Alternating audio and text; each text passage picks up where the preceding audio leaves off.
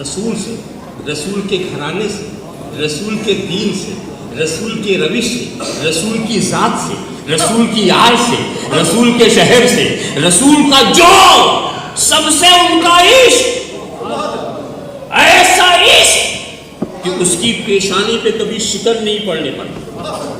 ایسے وقت جبکہ اچھے اچھے لوگ پھسل جائیں مگر امام محمد رضا نہیں پھسلے. دو ایک واقعہ میں سنا دوں، بڑی عجیب بات ہے. اور سید العلماء اس کے راوی جنہوں نے مجھ سے براہ راستہ، سید العلماء دیکھیے، شریعت کا پر عمل بھی ہو جائے، عشق کی پیشانی پہ شکن نہ پڑے، یہ بہت مشکل کام ہے مشکل کام. مارحلہ شریف فاضل بریلوی پہنچتے ہیں، وہاں کے شہزادگان نے کسی کے ہاتھ میں سونے کی انگوٹھی دیکھی.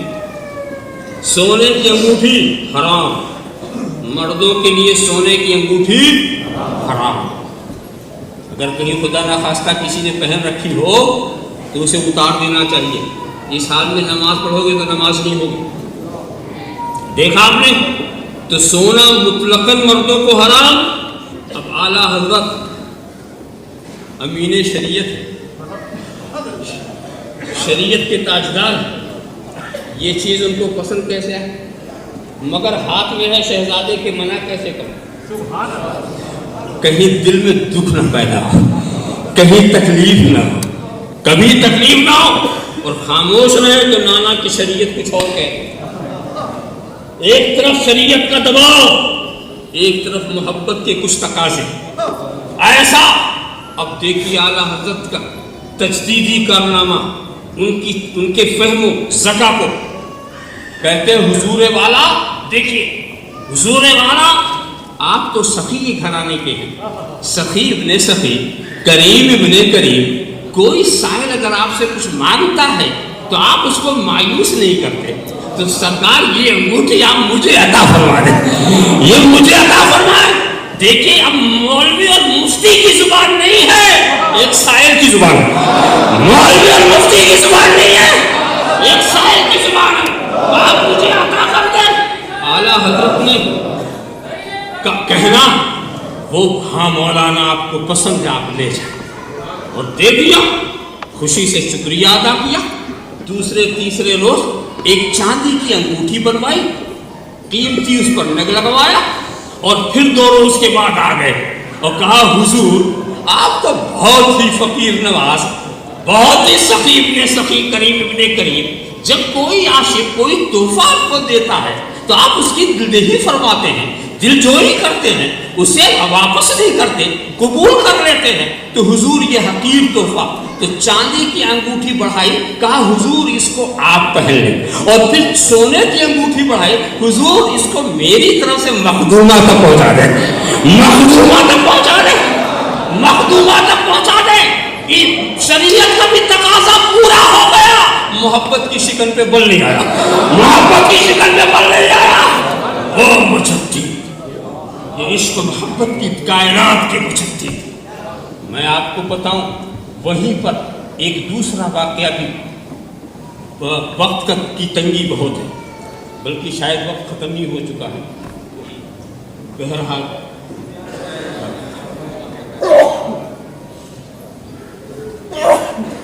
ایسے ہی مارحلہ شریف میں اعلیٰ حضرت پہنچے. اس وقت مولانا ابراہیم رضا خان صاحب مفسر اعظم ہند علیہ الرحمہ چھوٹے تھے، بچہ تھے، جیسے یہ بچے ان کے ساتھ چلے گئے. تو وہاں پر انہیں شہزادگان نے ایک صاحب کے کمرے میں جب پہنچے تو دیکھا ہر طرف جاندار کی تصویریں. وہ کوئی ایسے فواہشات نہیں، گھوڑا ہے، شیر ہے، جنگلی جانور ہیں. کچھ شوقین لوگ ہوتے اس طرح کی چیزیں لگا دیتے. ایسا نہیں ہے کہ کوئی ایسی ہو جو بہت مخرب اخلاق چیز ہو، وہ اس نمونے کی چیزیں تھیں. مگر یہ بھی شرن جائز نہیں تھا. اعلیٰ حضرت دیکھتے یہ سب شرن جائز نہیں، اب کہیں تو کیا کہیں. تو صاحبزادے جو تھے حضرت مولانا ابراہیم رضا خان صاحب ان تصویروں کو دیکھنے لگے. بچے کی عادت ہوتی کہ جب کہیں گئے تو کوئی نئی چیز آئی دیکھنے لگے. جب وہاں आला हजरत ने ये मंजर देखा, कहा हुजूर ये बच्चा बार बार इन तस्वीरों को देखता है, कहीं इसको पसंद तो नहीं आए, अगर हुजूर इजाजत दे तो इनको दे दे, हुजूर इजाजत दे तो हम इनको दे दे, कहा मौलाना दे दीजिए, बच्चा पसंद करता दे दीजिए। सबको निकाल के बाहर जाके जाय करा दिया, बेहतरीन कतबे, बेहतरीन सीनरियाँ, कुदरत के अच्छे अच्छे मनाजिर को फ्रेम कराया और हजरत की एकदम मौजूदगी में लाके फिर लगवा दिया, आके लगवा दिया। और जब वो हजरत अपने मकान में आते हैं, ये तब्दीली देखी तो उनका चेहरा चमक गया। ये हमारे मौलाना की इस्लाह है, ये हमारे मौलाना की इस्लाह है। तो आला हजरत जो चाहे देते हो गया, मगर दिल को चोट नहीं लगी, अफसोस नहीं हुआ, मोहब्बत की शिकन पर कोई बाल नहीं पड़ा। इससे ज्यादा अहम वाकया सुनाकर बात खत्म कर दो, उन्हीं बुजुर्ग का वाकया, सैयदुल उलमा इश्क़ रावी। उनको शौक था कुत्ता, अल्सेशियन कुत्ते होते नहीं, घर की हिफाजत के लिए तो इजाज़त भी है, घर की हिफाजत के लिए, खेत बाड़ी की हिफाजत के लिए सिखाए हुए कुत्तों को पालने की इजाज़त, घरों में रखने की इजाज़त नहीं है, घरों में आ जाने की, मगर एक ख़ास मकसद के लिए, ख़ास नीयत के लिए इजाज़त। हो सकता है कि उनकी नीयत यही रही हो और उन्होंने एक कुत्ते को पाल रखा था और उसके गले में जंजीर लगा के वो हमेशा बंधा ही रहता था। ऐसे कुत्ते बंधे रहते हैं, रात को खोल दिए जाते हैं, मकसद हिफाजत है, दिन में तो कोई उसका मकसद नहीं। मगर आला हजरत को ये भी गवारा नहीं था कि हमारे शहजादे इससे कोई दिलचस्पी रखे, हमारे शहजादों के दरवाजे पर मकसद क्या है ये कौन जानता है, हो सकता है इस अमल को कोई हुज्जत ही ना बना ले। तो वो इसलिए उन्होंने इस चीज को महसूस किया और उस बारगाह में पहुंचे जिनको शौक था कुत्ते को पालने का, पहुंचे, कहा कि और जाकर बिल्कुल दिल में ऐसा असर था कि आप दीदा हो गए, आप रोने लगे। मौलाना आप रोते क्यों? कहा आज उसके मुकद्दर को देखकर मुझे रोना आ गया, आपकी जंजीर उसके गले में, काश कि आपका पट्टा मेरे गले में होता, ये गला इसमें रखा, आपका मुहाफिज तो मैं हूँ, आपके घर का कुत्ता तो मैं हूँ। जब उसके गले में आपका पट्टा देखा तो मुझे रश्क आया, वो मुझसे ज्यादा खुश नसीब लग रहा है, वो मुझसे ज्यादा किस्मत वाला लग रहा है। इतना सोचना था, वो भी साहिबे फहमो फरासत थे, फौरन इशारा किया कुत्ते को भगा दिया जाए, मामला साफ हो गया। मगर इश्क के पेशानी पे शिकन नहीं आई, इश्क का दामन दागदार नहीं हुआ। दोस्तों, तो इन्होंने सादात को अपने सर चढ़ा लिया। आला हजरत ने सादात को कांधे पे बिठाया, सर पे चढ़ाया, इज्जत दी। कांधे पर बैठने वाला बच्चा अफजल नहीं हो जाता, सर पे चढ़ाने वाला बच्चा बड़ा नहीं कहा जाता, बल्कि ये चढ़ाना जो है ये मोहब्बत की बात है कि आप छोटे से बच्चे को कांधे पे चढ़ा लें, मोहब्बत का मामला है।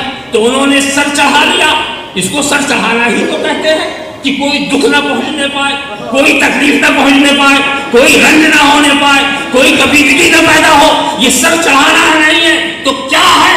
तो मान लो आला हजरत ने रसूल की आल को जब अपने सर चढ़ाया तो रसूल ने अपनी औलाद को पाबंद किया कि अब उनका परचम लेकर फिरो, अब उनका परचम लेकर फिरो, अब उनके मसलक की बात करो, अब उनका नारा लगाओ।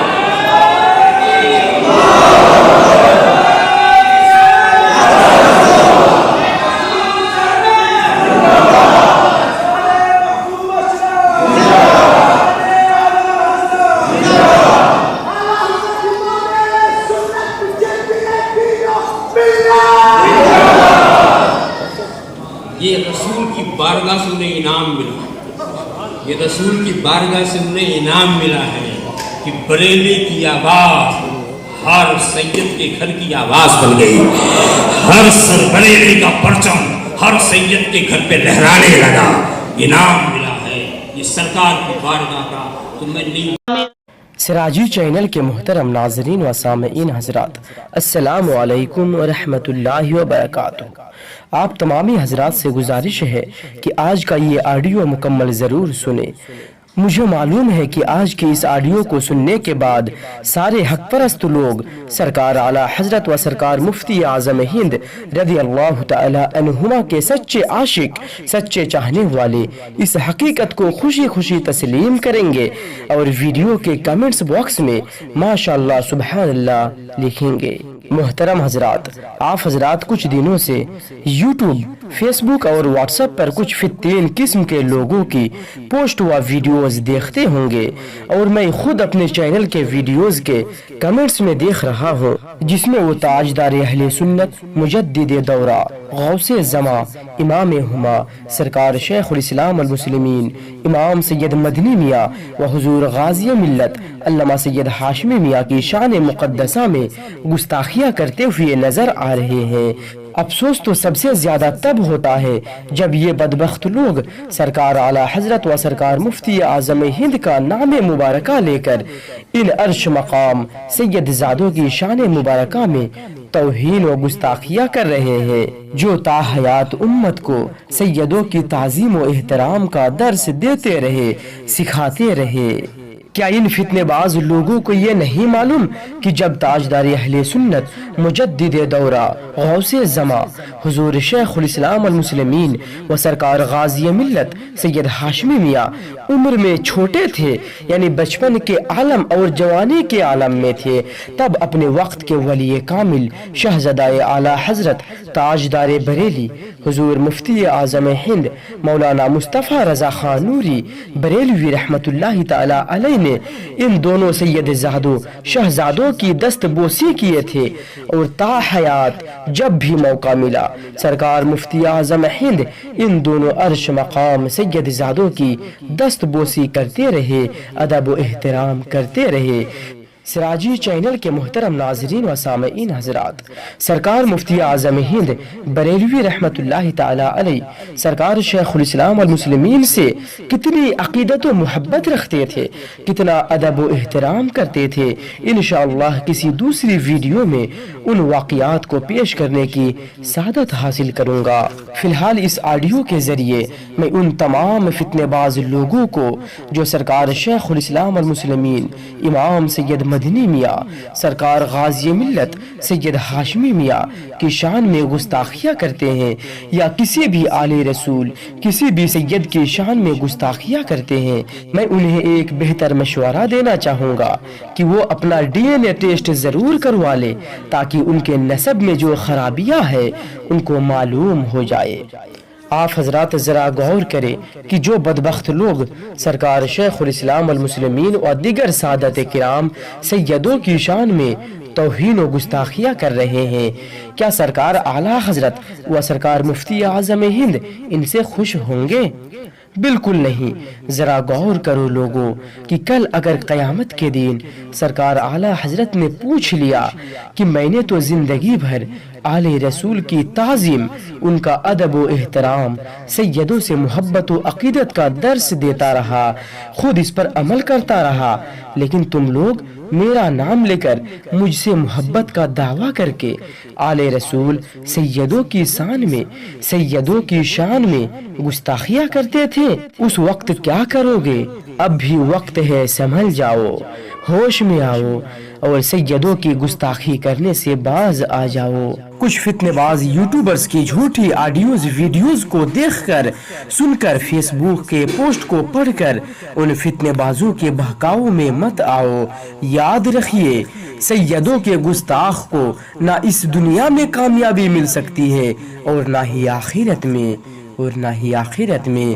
اللہ پاک ہم سبھی کو حقیقت کو سمجھنے اور تسلیم کرنے اور سرکار اعلی حضرت و مفتی اعظم ہند کے نقش قدم پر چلتے ہوئے اولاد رسول سیدوں کی تعظیم، ادب و احترام کرتے رہنے کی توفیق دے، اور ان فتنے بازوں کو، گستاخوں کو ہدایت دے۔ برادر اعلی حضرت استاد زمن مولانا حسن رضا خان بریلوی کیا خوب کہہ گئے، اہل بیت پاک سے گستاخیاں بے باقیہ، لعنت اللہ علیکم دشمنان اہل بیت، لعنت اللہ علیکم دشمنان اہل بیت۔ سیدی مرشدی شاہ مدنی میاں جو غلام آپ کا آج کہلائے گا، جو غلام آپ کا آج کہلائے گا۔ اشرفی تاج سر پر سجائے ہوئے، اشرفی تاج سر پر سجائے ہوئے، انشاءاللہ وہ جنت میں کل جائے گا۔ اشرفی